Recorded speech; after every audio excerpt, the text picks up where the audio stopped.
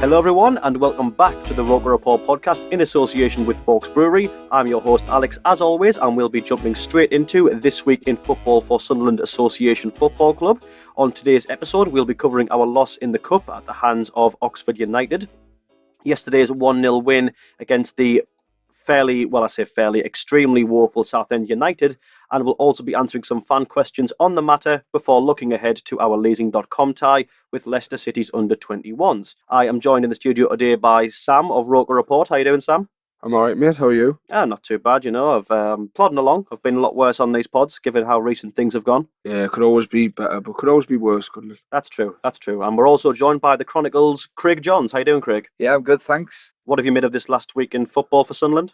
Yeah, it's never dull, is it, at Sunderland? Of course, as well as matters on the pitch, we also had that investment news this week, which will hopefully be good news for Sunderland going forward. I don't think, just to quickly summarise, the defeat and the knockout of the Carabao Cup was a desperately poor thing for Sunderland. Of course, priorities in the league, and then they got back to winning ways in the league yesterday against Southend. So, yeah, an interesting week as always. Yeah, it's never particularly dull, is it? No, exactly. No. I think we may just have a little bit of time, just a little bit, to talk about the small matter of the investment that is, as we have found out this week, finally being completed. But we'll start with a bit more of a dour topic before we get on to the more interesting ones. The loss in the Cup at the hands of Oxford. So, as a brief summary of the game for those who weren't paying as much attention to it, Sunderland drew 1-1 with Oxford in normal time and weren't able to fulfil Jack Ross's long-awaited ambition of winning a game 1-1 because they, in fact, lost to Oxford on penalties, meaning that Oxford go through to the quarter-finals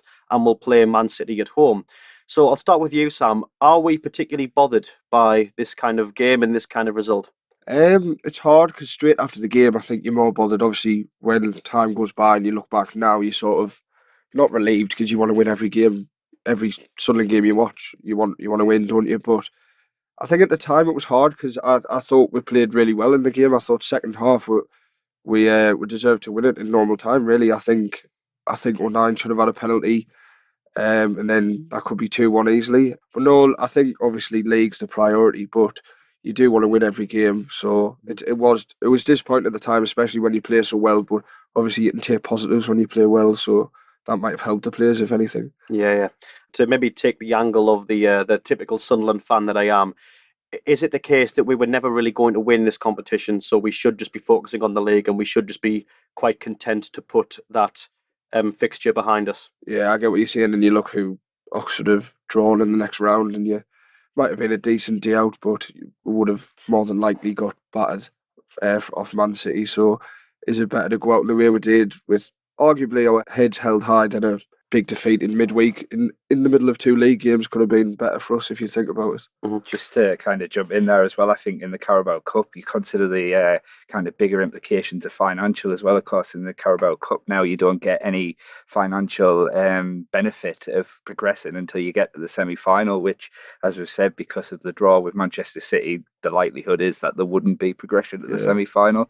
Whereas, for example, in the FA Cup, again, it's not going to be the priority, but the more you progress in the FA Cup, you get extra money for every round, so potentially more incentive to progress in that competition. Is there an argument to be made, though, Craig, that even though you wouldn't see the money come in as like a bonus for getting that far, there would be a lot earned from the revenue of getting Man City at home? Yeah, I mean, of course, there would be that kind of revenue if there was enough people attending the game. I'm sure there would be because it's Man City, but on the grand scheme of things, we saw last season the build up of fixtures and everything else. I think with this new investment coming into the club as well, it's what you would get on gate receipts would be minor in comparison. So better to focus attention elsewhere. Mm-hmm. Looking at the actual game itself against Oxford, what were your general thoughts on it, Craig?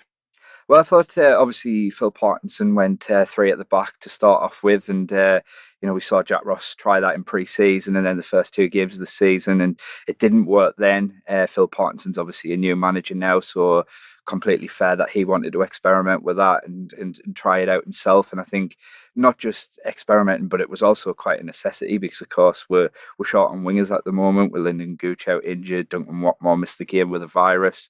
Of course, Chris Maguire was suspended. So Aidan McGeady was pretty much the only fit natural winger they had available on the night. So the way that he set it up allowed Aidan McGeady to go into a number 10 role, a bit of a free role, which I think a lot of people wanted to try and see him in as well. And I'm sure Phil Parkinson wanted to too.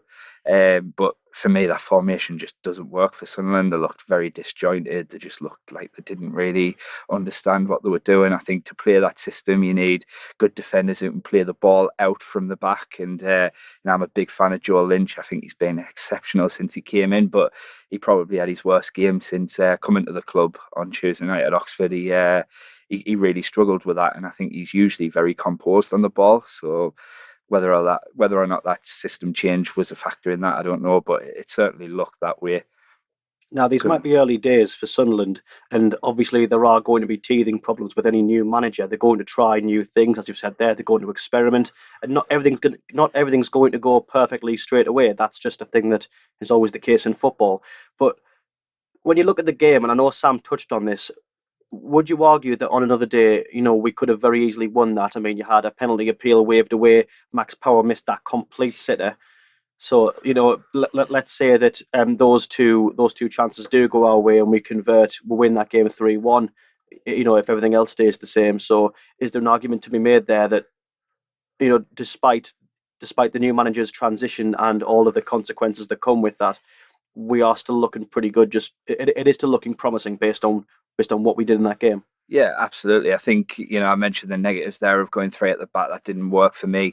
But like you rightly say, I mean, Mark McNulty hit the post just before Oxford got their opener. He then set Max Power up for that sitter, and that was when there was still 3 at the back. Joe Lynch as well. I didn't see it at the time because of where the press box is in Oxford. It's right at the other end of where the penalty happened. We've mentioned the late Luke 09 one, but there was also the Joe Lynch one where the keeper came through, completely missed the ball and took Joe Lynch out. I mean, that was a stonewall penalty in itself as well. So, I mean, you take that penalty, you take the late Luke 09 penalty, Max Power should bury his chance at the end of the first half. There were plenty of positives, and certainly when they went back to 4 at the back in the second half, I think it was 55th minute, Will Grigg came on, Joe Lynch went off, and Sunderland completely controlled the game from then on. Bearing in mind Oxford were the informed team going into that game as well, and I think definitely there are positives to take. And the thing that I've enjoyed so much about since Phil Parkinson's come, the results Tranmere and yesterday against Southend aside haven't necessarily come yet, but Sunderland are always looking to be on the front foot. There's a lot of attacking intensity now within that team, and I just think it's generally a lot more positive and a lot better to watch since Phil Parkinson's come in. Going back to you here, Sam, now, so far in his career, Phil Parkinson is overseen 3 losses hitherto. He's overseen the Wickham game, which we lost 1-0, the game away to Shrewsbury, and of course we lost on penalties to Oxford, which is by all accounts another loss. Yeah. But based on how we've played that game, as Craig said, we've played with a lot of attacking intent, and we have looked to control games, and you would argue that we've, for the most part, succeeded in doing so. So despite the results on paper not looking particularly rosy as of yet, is there a lot of reason to assume that Sunderland under Phil Parkinson are a very promising prospect? Yeah, I definitely think so. Even you go back to the Shrewsbury game, and we're desperately unlucky in that game. I think we hit the post or bar 3 times, and their goal just came from a cross in the box. He hits it on the turn first time. It could happen any time, and Oxford was the same. I mean, Craig touched on it. We were like inches away from going 1-0 up, and they hit us on the counter-attack and make a 1-0 themselves, which it's desperately unlucky. And I think the 2 away games, bar Wickham, I think we deserve to get beat off Wickham, but he'd only been in the job a day. Mm-hmm. I think we've been desperately unlucky, and like Craig said, not counting Wickham, I think every game we've played under Parkinson, we've been the better team and on the front foot, which under Ross, especially the away games, like you look at Lincoln and even Bolton and stuff, that wasn't the case at all. We would have been lucky to get stuff from games like Lincoln, which under Parkinson, we've lost against Shrewsbury and Oxford, but we were just desperately unlucky. And that was the thing under Ross. People would say, we might grind out results, but it's the performances, we're just not there. And I think under Parkinson, we're looking to turn that round. Mm-hmm. Well, we'll get into more about Parkinson and just what he's doing with the Sunderland side at the moment and all the strengths and weaknesses that we've identified so far. But before we do get onto that and the Tranmere and the Southend game itself, let's talk a bit about the small matter of the investment. So that's finally been completed, Craig. What are your thoughts on that? Yeah, I think it looks like a good thing going forward. We know these three Americans are quite serious. They actually looked at a number of other clubs in England. They've been interested in coming into English football for quite some time now, and I think it says a lot about the state of Sunderland Football Club right now. That, you know, yes, initially it was going to be a takeover, then it was going to be some investment where they would take some shares. Now they've just invested in Stuart Donald's Madrock's company for the time being. They don't have any shares to show for that. But despite all of that, they've put an 8-figure sum into the club. There is still interest there. Like I say, they looked at other clubs. They looked at Newcastle United. They looked at Chelsea. I know they looked at Watford, and there was a few others they looked at. For various reasons, they walked away. With Sunderland, whatever's happened, that has reduced the impact of what this investment is right now. They are still there. They've put money in. They still obviously believe that something is worthwhile going forward, investing in Sunderland. And yeah, that 8-figure sum can go towards some very important things for the club. Mm-hmm.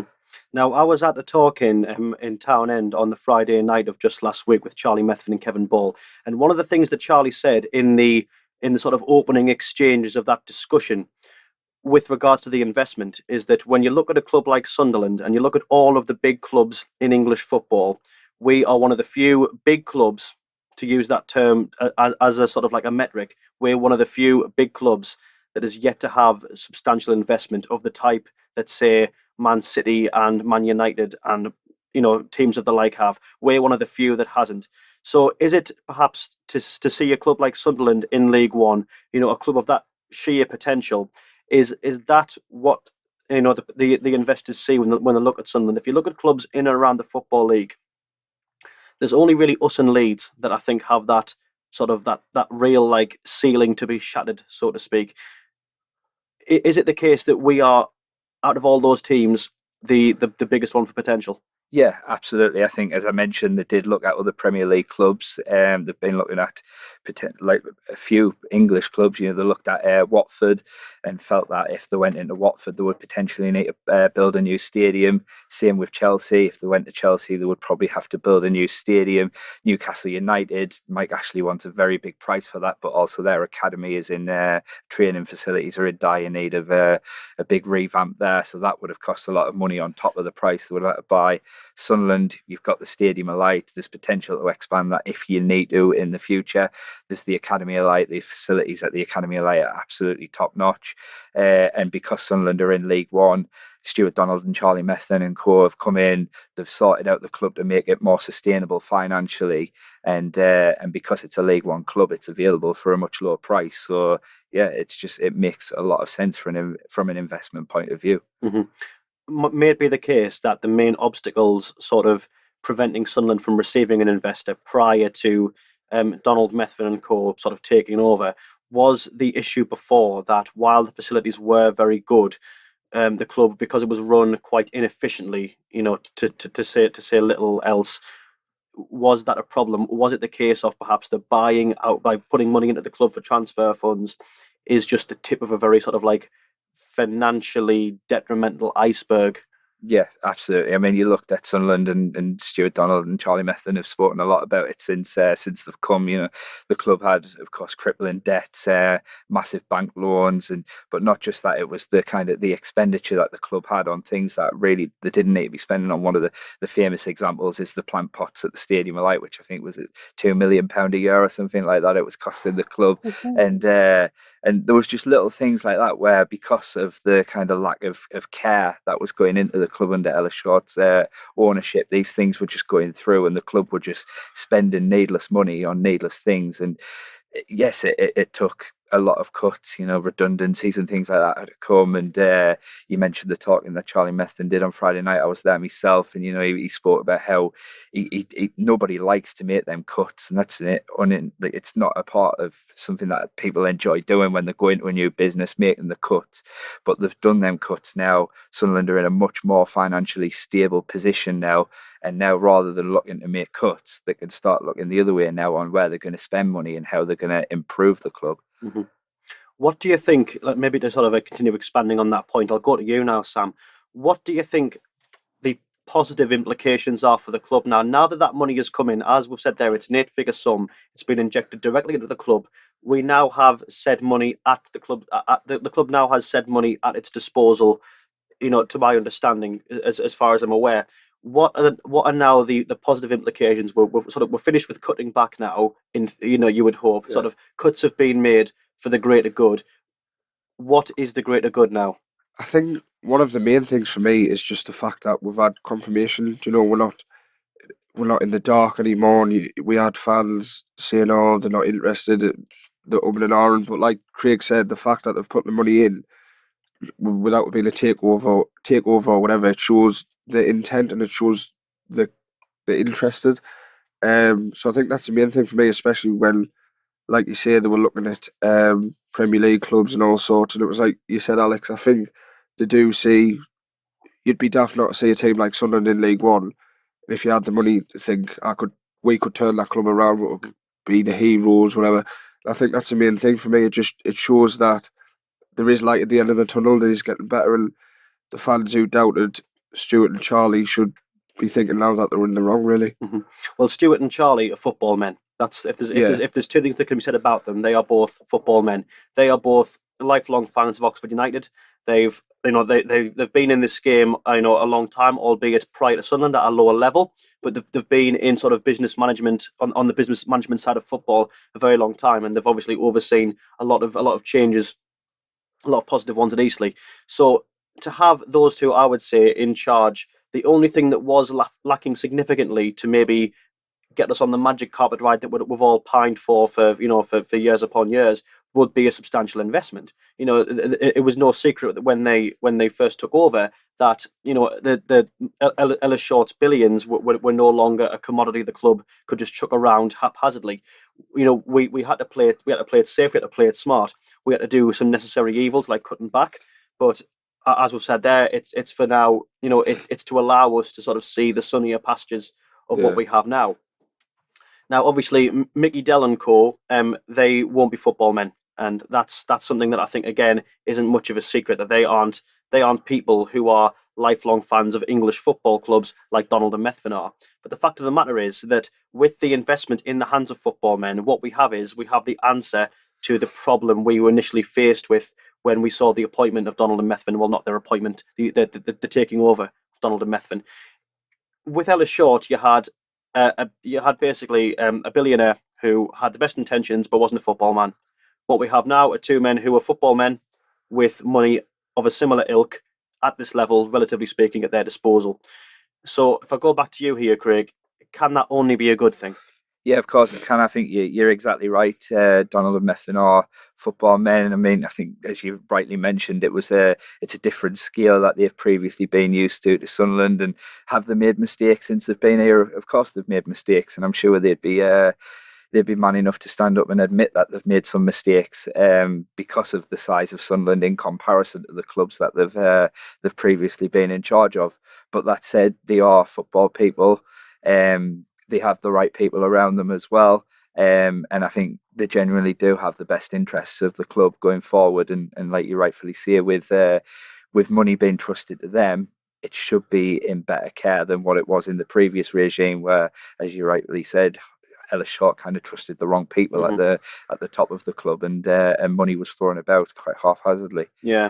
Obviously, we had people like we had Ellis Short employing people like Martin Bain, giving Martin Bain full control to sort of oversee everything. And, thanks to Netflix, the whole world can see that the rest was history, because we are where we are as a consequence of you would say cumulative neglect and sort of, if we're being dramatic, you would call it gross negligence, because a lot of things that went on in the prior regime were just sort of, beyond unacceptable, really. But I suppose that's a story that was then, and we can now focus on now, which thanks to what's happened this week is looking an awful lot better. So I think we'll now move on to the Southend game. So just as a quick summary for those who haven't seen it or weren't there to watch it or listen, you didn't miss too much, really, for being perfectly honest. Sunderland won 1-0, but the game wasn't a very glamorous one. We scored a lovely goal thanks to a Denver Hume cross, which Luke O'Nien superbly, with a diving header, knocked into the bottom right corner to make it 1-0. But despite Sunderland keeping the pressure on, and despite Southend being To put it quite mildly, a poor team. The game stayed 1-0. There were no more goals to be seen, and all of Sunderland's attacks broke down with the final ball quite frustratingly. But regardless, a win's a win. 3 points is 3 points, and they all count. It's worth as much as Doncaster's 7-1 rout of them. So let's have the 3-word review from the good people of Twitter to summarise this game, and then we'll have a little chat about it. So Graham says Dobson's lovely hair. John Stacey says McGeady shocking again. Bomber says 09 Ballon d'Or. Janie M says Luke 09. Mark Mason says fell into coma. Mrs. Thubbs says it wasn't pretty. Anne Caldwell says job done, just. Jake Collinson says a drab win. Steve N says consecutive diving headers. And John Ralph says not promotion candidates. So I'll start with you, Sam, for this one. Just what were your thoughts on the Southend game? Coming away from it, how do you feel about it? Well, there's the two ways to look at it, isn't there? There's obviously, like you said, a win's a win, and we'll never ever gonna. I don't care what league we'll turn our noses up as a win. Do you know what I mean? It's 3 points on the board, like you say. You look back at the end of the season, it's the same as if we'd beat them 4-0. I know obviously goal difference is different, but then there's the other side where they were one of the worst teams I've seen at the stadium. I think we should have beat them by more goals, and it just sends a bit of a statement, like what happened against Tranmere. Everyone was buzzing. Do you know what I mean? And I think looking back, it should have been more, but like you say, a win's a win. So you walked away from it with 3 points and another clean sheet at home. That's 2 in a row in the Parkinson, which is obviously a plus. So it's 3 points, and you move on to the next game. Really, at the end of the day. Well, I am going to play devil's advocate with you there, Sam, because despite winning the game, I wasn't entirely satisfied, being the cynic that I am. Yeah. Now, okay, you won 1-0, right? You won, you've got 3 points. As I've said there, they're worth the same as when Doncaster beat them 7-1. It's worth 3 points, just like when Leicester beat Southampton 9-0. It's all worth the same. But regardless, I'm worried because despite how much pressure we put on them, despite all of the forward runs and forward passes that we saw from Parkinson Sunderland yesterday, we could only manage 1 goal past them despite all of that pressure and despite just how bad they were. Because let's face it, they were a terrible team. Like they barely looked. They didn't even look that bothered to me. I just think they were sloppy in possession. They couldn't string passes together. When they got forward, they were toothless. You know, that game was there for the taking. You could have put me in charge and I would have won you that game. And I feel like I might have won you more than 1-0 because I just reckon, given how much we've got at our disposal there with that team, we should be beating Southend more than 1-0. So I'll go to you now, Craig. Is that a concern that we're only putting 1 goal past such a poor team, given how attacking our players? Yeah, I think definitely. I think the invention, in particular in the final third, the creativity is a real issue. We mentioned a little earlier that they're a little light on forwards at the minute. Wingers not readily available as you might want, and as I say, the invention, the creativity in the final third just isn't quite there at the moment. Not just that, there was actually yesterday quite rare that there was a lot of good crosses I thought went into the box. Southend's defence played a 3 at the back with the 2 wing backs, and that allowed for Sunderland's 2 wing backs, Denver Hume and Conor McLaughlin, to get forward quite often during the game, and I thought the pair of them put in some very good crosses into the box. The issue is you've only really got Will Grigg in there, and his natural game isn't really to be, if you like, the target man striker. He's very good, Will Grigg, in his career previously before Sunderland, at kind of making runs in the box, running across the defender to the front post or getting in at the back post. And if you looked at his actual statistics in his career prior to Sunderland, you'd see that he actually scored a lot of headed goals, but it was all based on, you know, his movement and getting ahead of defenders and things like that. Now, the issue is if the ball's going in and not finding Will Grigg, well, then there needs to be somebody else there. So if Will Grigg's making the movement at the front post, if it goes over Will Grigg's head, who's at the back post? Mm-hmm. Sunderland just didn't really have that yesterday, and the ball never seemed to find Will Grigg in the box, but there was never anybody else around him.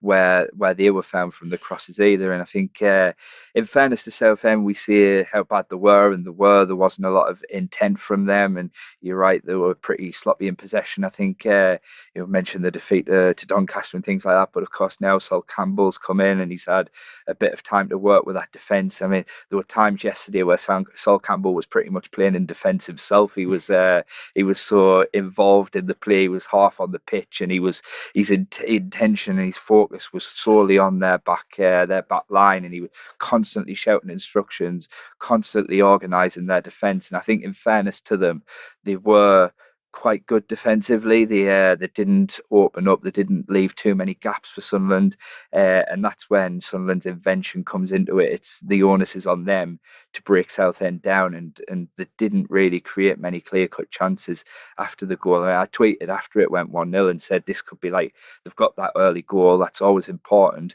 This could be like Tranmere now, because Southend will need to change their game and go after the game a bit more. But actually they didn't. They just seemed intent to kind of keep the scoreline down. And I guess if you're looking at it from Southend's perspective, they're kind of taking small baby steps under Sol Campbell. So to them yesterday, coming to Sunderland, coming to the Stadium of Light and only losing 1-0, bearing in mind, before the game they had the worst defence in the league. Mm-hmm. That's a positive for them to take from that. It's small baby steps that they're making, so they're growing confidence from the fact that they restricted Sunderland to very few clear-cut chances. Oh, undoubtedly they'll be happy with that. I think, given how bad recent results have gone for them, just how sort of humiliating some scorelines have been, to come to the Stadium of Light, which, let's face it, we've said it before, but it's true nonetheless.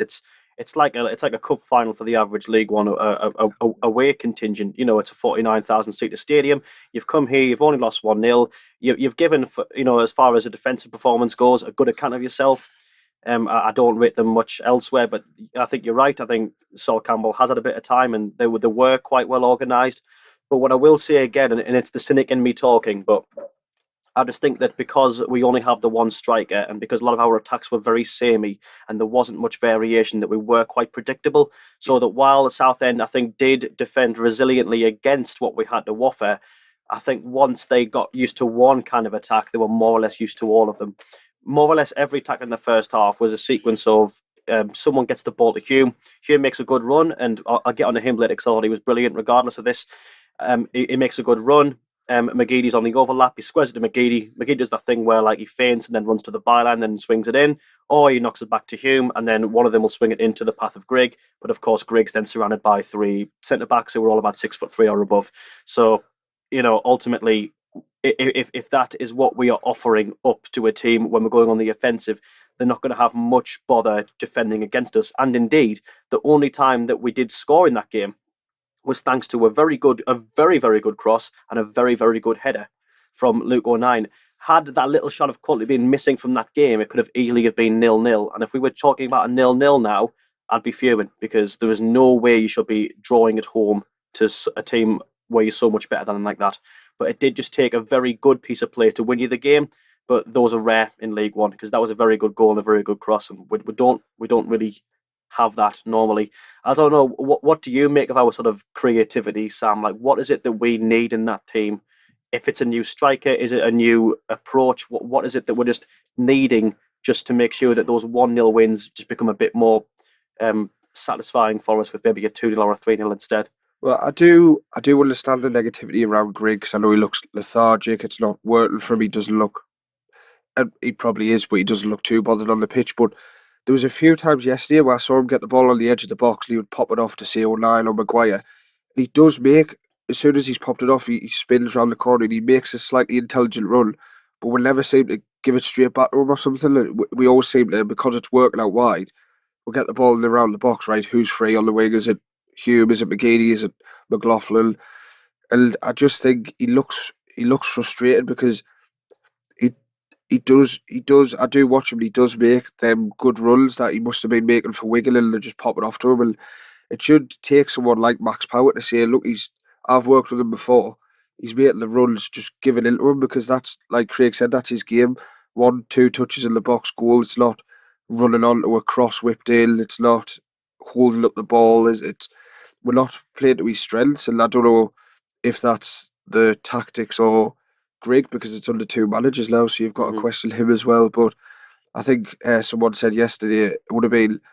I know he's not the most talented, but the crosses we were put in yesterday, it would have been a great game for someone like Charlie White, just bulldozing his way in the box, really. So we're unlucky on that side that he wasn't playing, but you've got to play it in the strengths of the players you've got on the pitch, really.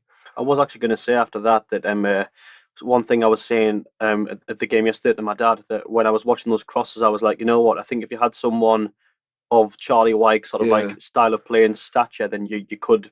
I think those crosses were sort of like sort of you might say were instructed by Parkinson for a target man in mind, not for Will Grigg, who's a lot more of like your poacher, a lot more of your sort of like, like your man spearheading the attacks when the ball's coming along the ground. But again, I'm not convinced by Charlie White though either, and like I say, I know I'm sort of like on like a rampage of just like negativity here, just like saying time and time again. But like at the end of the day, I if Charlie White, say hypothetically, was to come back into the fold, and let's say he wasn't, despite the style of play, to keep scoring, I would love him to, and I really want him to. But let's say that he didn't. What would be the solution then? Would we have to maybe change the number of strikers on the pitch? Would we have to go and buy in January? What do you think, Craig? What would you think would be the best approach? I mean, it would be excellent to go out and buy in January, but of course January is a difficult window to make moves in anyway. And as Sunderland found last January, when Josh Madger went, getting in a striker in January isn't easy, and you're not going to be able to do it on the cheap. I think there is more than capable players there. You mentioned like with the crosses yesterday, there was a couple I can think of where Will Grigg, like maybe the headers glanced off the top of his head. They were just slightly. So it comes down to if Charlie White was in there, it wouldn't necessarily be an issue of quality. It would just be completely physical attributes. He's just that little bit bigger than Grigg, so instead of glancing off the top of White's head, there would have been meeting his forehead dead on, and then it would have come down to his quality and whether he had the ability to turn that header into the back of the net, or certainly at least on target and test the goalkeeper. And I think we've mentioned that invention and that creativity, yesterday they did exploit the wings a lot because of Southend's system. The full-backs could bomb on a lot because Southend played that five at the back with the two wing-backs.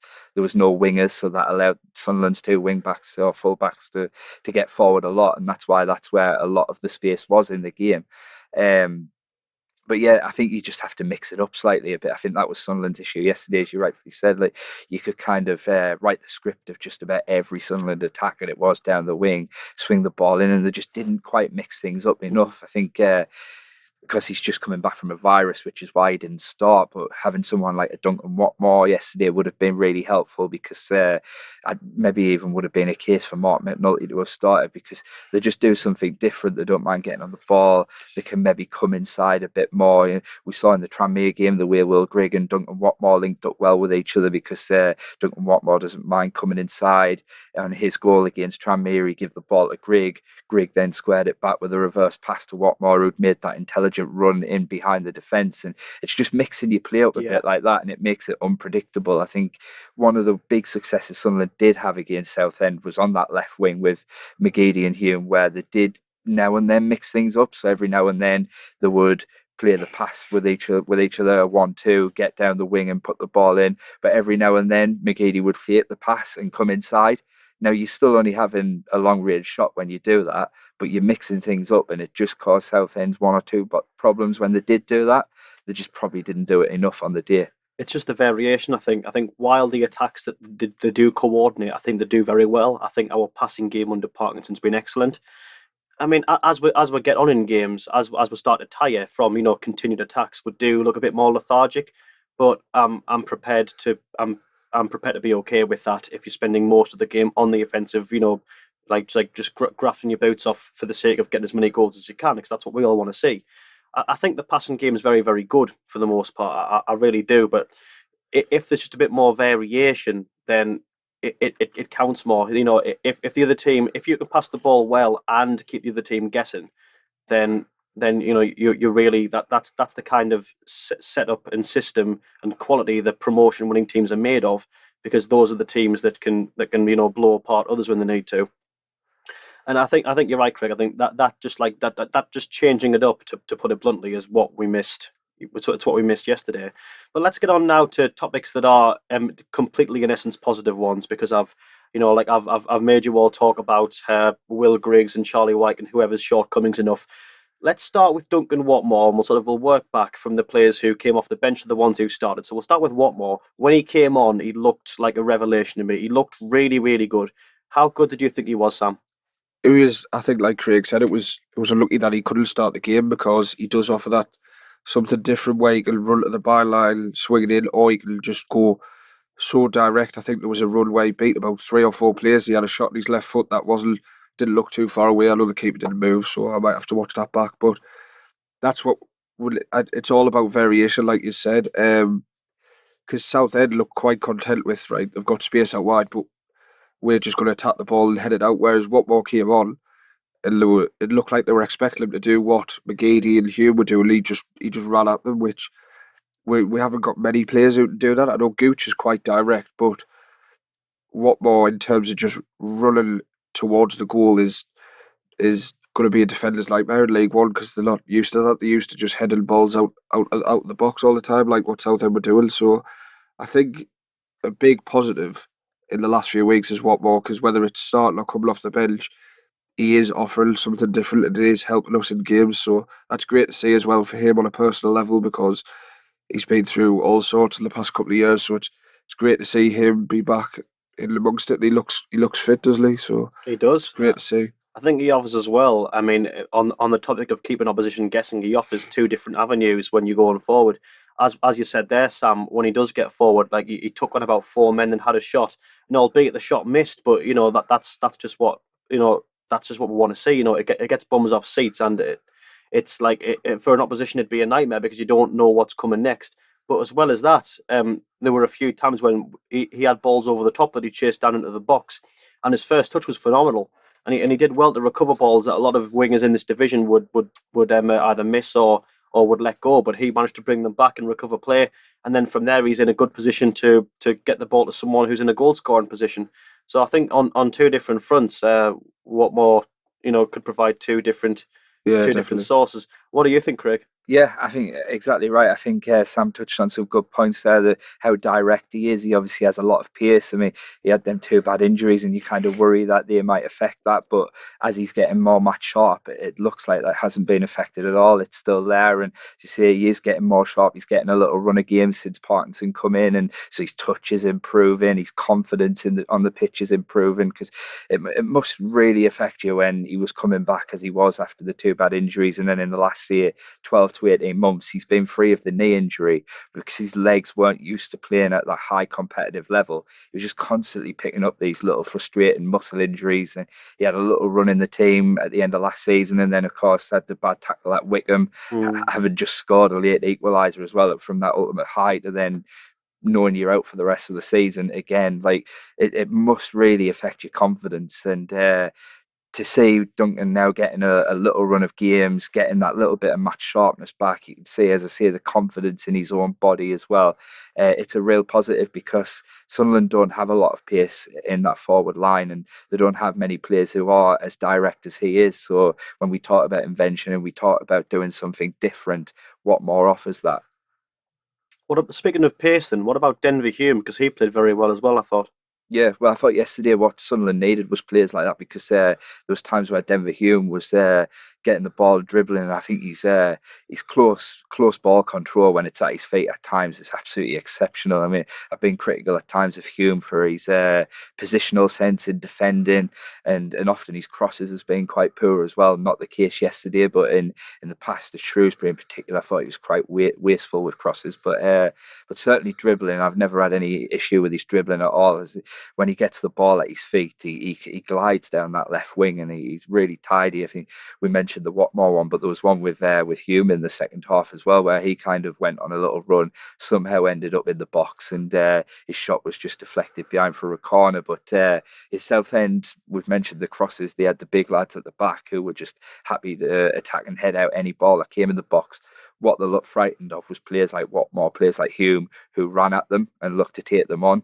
they weren't comfortable at that. And just the issue for Sunderland is they didn't have many players who could do that. But yeah, Hume was brilliant yesterday. I think it was probably, I would say, his best game for Sunderland. Mm-hmm. I think every time, I mean, it will ultimately help you when you are playing against a team that's low on confidence and low on quality, which Southend had both in abundance. But when you're playing in a game like that, I think for Hume's confidence, it must be great because he has an opportunity there playing against a weaker side in this league to take players on. And, did he not? Like, I think he saw the chance when he was sort of breaking through, either going down the wing or cutting inside into like the middle of the park. But when he did, he looked so promising. I don't really think he gave the ball away once. No, he was really strong yesterday, and as you rightly say, that confidence grows throughout the game because you can see Southend offer very little. And the one big thing about the way Phil Parkinson sets this team up is to allow the fullbacks to go forward, because you have George Dobson and Max Power doing very important positions in the team, so they might often sit quite deep midfield. The fullbacks bomb forward, but then you've always got Max Power or George Dobson who can drop in and cover if you are found a little far forward and you give the ball away. But say yesterday, that wasn't really too much of an issue because Southend didn't have much intent when it came to going forward. But certainly there's a lot of confidence growing in Hume. You can see he's getting better every game. And we spoke to him after the game yesterday, actually. He was talking about how Parkinson's organising things on the training pitches, and every player's going out now with a clear understanding of exactly what their role is. And was that not there before? He didn't say it, but he was kind it implied? It was implied that was the case, and now he's got that kind of freedom to excel in what he enjoys doing, which is going forward, because he knows that they are them two central midfielders there who can drop in and cover. Yeah, so he's now got a lot more leeway to be like an out-and-out wing back, so to speak, rather than maybe being somewhere between a wing back and a full back, depending on the formation or the context of the game. He now has a set role, and would you say that just based on the game like yesterday, if let's say he's a wing back every game this season, will he only improve? Yeah, I think so, because I think that's definitely his strength is going forward. He mentioned when he was younger, he used to play left wing. That was more his position. And then just in recent years, he's kind of dropped back to being a full back.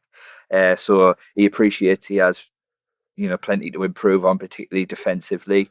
But he's doing that, and he's growing game by game. I know we've plenty of people have spoken in the past about whether he and Aidan McGeady can play together, because Aidan McGeady perhaps leaves him a bit vulnerable at the back at times, and we might say that more against better opposition who have a bit more intent than what Southend did. But as I say, because now those important roles like the two central midfielders are playing, it just gives Hume that bit more freedom to do what he does best, and that's going forward. Brilliant. So we'll take a very quick break here from the match discourse because we have yet another competition. This week, our mate David Wright offered our followers a Red and White Legends 2012 caricature. Is that how you say that word? I don't know how you say that word. Is it caricature? Caricature, yeah. Caricature, yeah. Well, basically, David Wright offered our friends a Red and White Legends 2020 caricature calendar, and we are in a charitable mood, as always, so we are giving away 3 of them.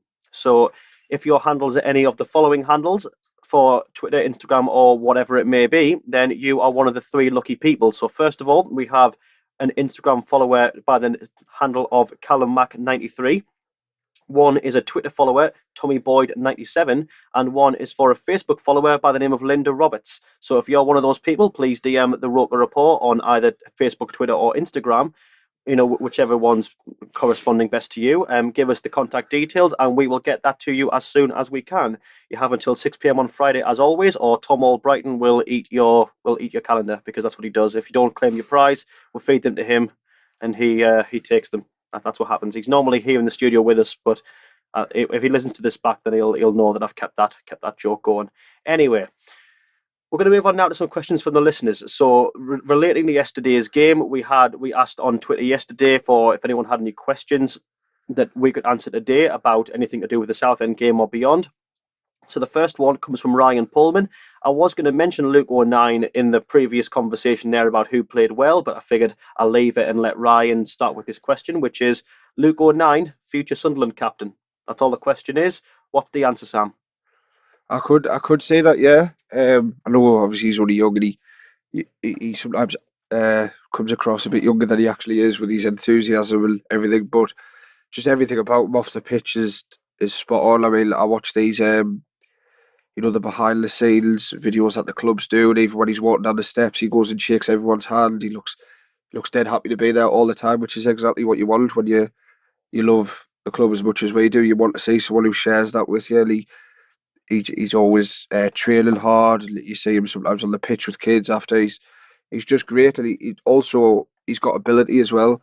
I mean, he's improved massively since when we first signed him, and it probably is confidence, but he can play in a number of roles now. I mean, I know Conor McLaughlin played quite well yesterday, but I still think O'Line's the best right back at the club to date.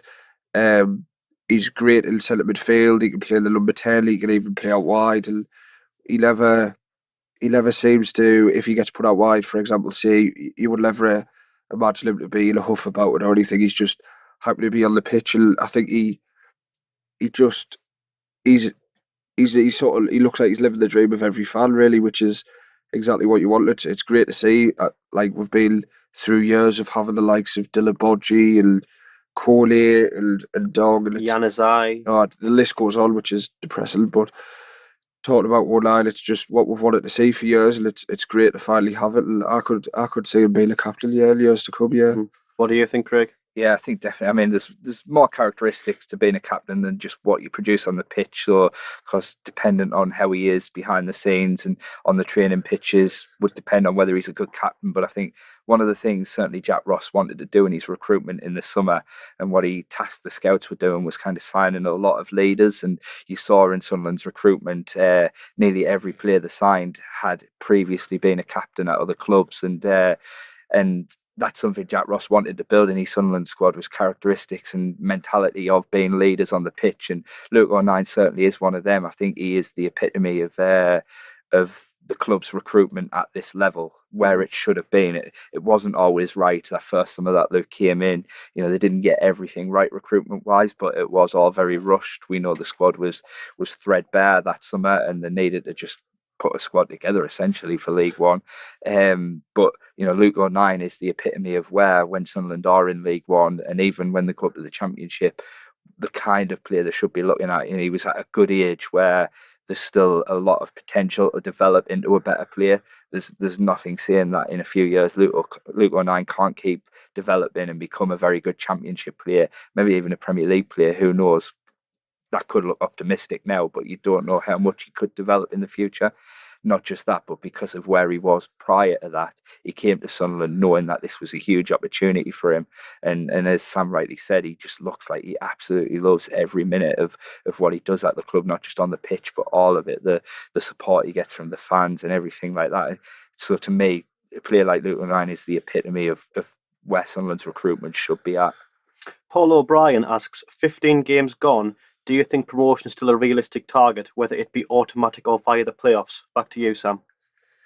Yeah, I do. I mean, even like we've said, you look at the games under Parkinson, we've improved massively, in my opinion. So I think you always want to be optimistic. I didn't say we're going to win the league or whatever, but at the very least, based on form at the minute, it's looking like playoffs, isn't it? And then you never know if you get, say, fourth or fifth around Christmas when all the games are coming in. Why can't you kick on and win the league or get second? I mean, you look at Luton last year, they started pretty poorly and then they went on a crazy run, and then once they were up there, they never looked back. So anything could happen, really, but I think at the very least, you've got to think playoffs, really. Mm-hmm. The season's definitely not 1 in 15 games, no. But obviously, naturally we can't be extremely optimistic and, totally have our hearts and minds set on getting first or second when you're currently sat 7th in the league after 15 games. But as you say there, Luton got off to a fairly slow start last season, and it wasn't until the turn of the new year that it started really rapidly climb up the division. By giving Parkinson just that bit more time, maybe even giving a bit more time to recruit more to his tastes in the January window, is there reason to assume that we could get one of those ridiculous runs together? That we could is there, in his style of play in our team, reason to assume that we can do what Luton did? Well, there's no reason to think otherwise, really. I mean, he's improved us massively with just tactics. He hasn't got his own players, or anyone really. So like you say, I know like Craig touched on earlier, January is a tough window because people don't want to let people go halfway through a season. So you either get someone you don't want or pay premium prices really. But even if he gets one or two players in that he maybe worked with in the past or he knows or his type of player, with the improvements he's made already, we could quite easily kick on and go on a even if you win like 5 games in a row, we did that under Ross. Do you know what I mean? You do something like that, you get it's all about confidence, really. You get the confidence flowing, and the performances like we have, and the results will come. So it's definitely not over yet. It's not even close to being over. But you do also have to be realistic. But it's it's looking like playoffs. But easily you could be up there near the end of the season. I think December and January are interesting months because you've got typically a lot of games, a lot of travelling usually. So if you come out into February being up there, there's no reason why you can't kick on towards the end of the season. Mm-hmm. Well, on a similar note to looking ahead to say January, February, we've got a question from Ben Reeves, who asks that January's only around the corner. What business, if any, do you think we need to do? So we'll go straight back to you, Sam. Then we'll go to you, Craig. But we'll start with you, Sam. It's hard really because I do genuinely think the business we did under Ross in the summer was quite good. Like Craig said, leaders, you look at Dobson, Willis, they've looked great. Lynch has looked good as well. Sort of the obvious one maybe is a striker, but who we're going to get, you know what I mean? Who's going to let their main goal scorer go in January? And do I have the money as well? I know with the investment and that, but it's hard because we do have 3 strikers at the minute who they all do different jobs well, but they all have flaws in the game as well. So if we can get even one of them firing or 2 scoring a few goals would be all right. So depends really if Parkinson will know better than anyone if out of the 3 of them, McNulty, White or Grigg, if they're good enough, then he's fine. But he'll know if we need to get a new striker in. So maybe striker and maybe a backup winger, like Craig said, because we've got injuries. You look at Gooch, you look at Watmore is always going to be touch and go, isn't he? McGeady's of an age where he could pick up a knock. So maybe a winger, just a bit of pace and direct, like we had someone like Lewis Morgan last year, who was always in and around the team. I know he might not have played that well, but he was always a decent player to come off the bench or start a game if someone was injured. So maybe improving in that department. What are you thinking, Craig? Yeah, I think realistically in January we're not going to see the club go out and spend a lot of money. That's not what this investment is about in the club. You know, there's things like in the academy and the infrastructure of the club that's going to be improved with the investment money. It should allow for a bit of movement in the transfer window, but not huge amounts. We've got to remember in League One that, of course, it's the wage, it's SCMP, I think it's called, salary cap.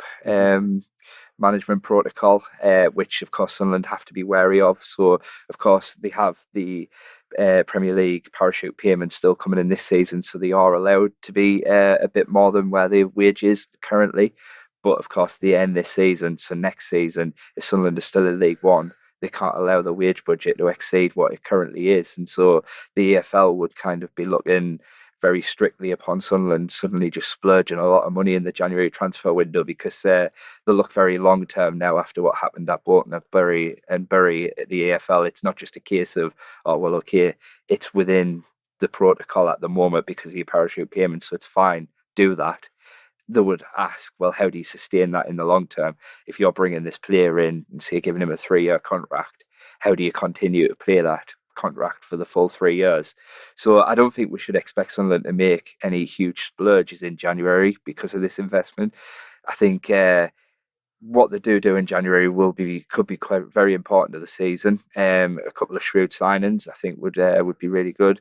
Whether he looks at a striker or not, I'm not sure. Again, like you say, I think you spot on, Sam. It'll be Parkinson himself will know whether he fancies the 3 strikers that are currently there, and that'll maybe decide whether he does look for another striker or not. But for me, I think a winger with a bit of pace is key for Sunderland. Anything you get from Watmore, I'd love to see the kid stay fit and have a good long run in the team, but anything you get from him should be a bonus, really. And then beyond Watmore, you've got McGeady. Maguire's not a natural winger, but he can play on the wing. And then Gooch as well. And they're your only options as wingers. When you're playing now this 4-2-3-1 system, you need a lot of forward players and something, as I say, a bit different, because Sunderland need to change things up in the final third. So I think an attacking kind of winger, number 10 player would be my kind of priority for January. I think the obvious choice, everyone would mention the name Marcus Maddison. I think he'd be key. So I think Sunderland would be competing up where Ipswich are if Marcus Maddison was in that team. Now, I can understand why in the summer Sunderland didn't go for Marcus Maddison. I think his release clause at Peterborough is around 2.5, 2.6 million. So if you consider that, plus, say, for example, they pay him £500,000 for the year, the value of that transfer would be £3 million in the summer. Now, no offence to Marcus Maddison, but he's not worth £3 million when he's only got a year left on his Peterborough contract. What happens in January will be interesting. Will Peterborough get itchy feet and think, oh, we don't want to lose him on a free transfer and dramatically lower that asking price? Sunderland will keep an eye on that. I know they will. And if Peterborough do lower that asking price, perhaps they will be tempted to make a cash bid. But if not, I know for certain that if he goes for free next summer, Sunderland will be looking to kind of get in on that race, and I'm sure there'll be plenty of competition, but the value of that transfer will be a lot more lucrative to Sunderland if they're not paying a transfer fee for Marcus Maddison, and then see he might ask for a little bit. That's the way it works. They run the contracts down, these players, and then they can ask for a little bit extra on the wages. It's what Jordan Willis did this summer at Coventry. To say they have to pay him a little bit extra in wages, and say, for example, they pay him, instead of £500,000 a year, £650,000 a year, well, that's still the value of that transfer for a year is £650,000 to Sunderland rather than £3 million. And whatever Marcus Maddison is then worth, he's worth £2.5 million, where you've got an asset at your club there where you're essentially in profit. So that's the kind of way Sunderland are looking at transfers at the minute, and how they're kind of balancing, financial fair play and SCMP and all that kind of thing, because it is a very confusing thing the way it works in the EFL. You've of course got the Championship where it's financial fair play that you've got to meet there. So Sunderland are kind of looking at it, they need to meet the League One standards, but they also need to think about long term. If they get to the Championship, splurge a lot of money now, they can only lose 13 million a year when they go up to the Championship. So if they went up to the Championship and they've splurged all this money on League One quality players, they're then left in a similar position that they used to have when they were in the Premier League, where they've got a lot of players who are not quite up to the standard that they're playing, but they've spent a lot of money on these players and no other teams are taking them off them. So they've got to continue paying them. They then can't afford to bring in better quality players that would improve them at the level that they're then at. So it's the recruitment is really difficult for Sunderland at the moment, and they've just got to do it wisely. It wouldn't surprise me if it's kind of, I know it's not everyone's favourite thing, but January might be a couple of loan players trying to get the right ones in. And as long as those loan players, you do see plenty of young players come from Premier League teams on loan League One and do very well at this level. Sunderland just haven't quite picked the right ones in the past. So that's why I think January will be key. The players that they get have to be right, and if they are, then there's no reason why Sunderland can't have a very good second half of the season. Absolutely, Craig. Yeah. So we're coming towards the end of the podcast now. We have two final little sections before we cap off. Obviously, we're looking ahead finally to the Leicester under-21s game in the so formidably named Leasing.com trophy that I never get tired of mentioning. And then we have Gillingham in the Cup on Saturday, I believe it is, if I can get my words out. But yeah, we have those two games approaching. So I'm going to go around the table now, and I'll ask you both just for your score predictions for those games, just what you think the scores will be. So, Craig, what do you think the score will be in the Leicester game, and then what do you think the score will be in the Gillingham game? I don't know a lot about Leicester under-21s, I must admit. I'm sure it's not many people's area of expertise, I don't think. But I think there'll be a lot of changes for the game, and I'll go 2-0 Sunderland for that one. Gillingham, I'll go 2-0 Sunderland again in that one. Nice Good and stuff. easy. What about you, Sam? I would say it's hard to call, but you'd like to see a few changes. I'd like to see someone like McGeoch play, get a good run in the team. He should be running the midfield against under-21s. That would be nice to see. I'd say probably agree with Craig. 2-0, pretty comfortable. Might take our foot off the gas. There's no reason to go for it as long as we've got the win. And then Gillingham similar, but you obviously want to win every game. Like Craig said, the FA Cup, you get a financial boost for getting through the games. So I'm going to go 2-1 on Saturday against Gillingham. Fair enough. Good stuff. I think myself, I would go for a 3-1 win against Leicester. Just, I think we'd play some fringe players. It would just be the better team because we have, senior players, and that'll make the difference. And then against Gillingham, I'm going to go for a 1-0 win. I'm just going to go for that. I feel like it'll be all right. I feel like, again, it'll be a bit second string, but we'll have enough on the day. Yeah. So, I think we'll leave that there for today. That's all good stuff. So thank you once again for listening to the Roker Rapport podcast, and thank you for Sunderland Uni for once again supplying us with a place to record the Roker Rapport podcast. Don't forget to subscribe to us on iTunes and leave a 5-star review if you would be so kind. Thank you to Craig for coming in. Thanks very much for having me. Enjoyed it. No, you're very, very, very welcome. And thank you, Sam, once again. Yeah, thanks, Travellers. Always a pleasure. Certainly is. Okie doke. Thank you very much, and good night.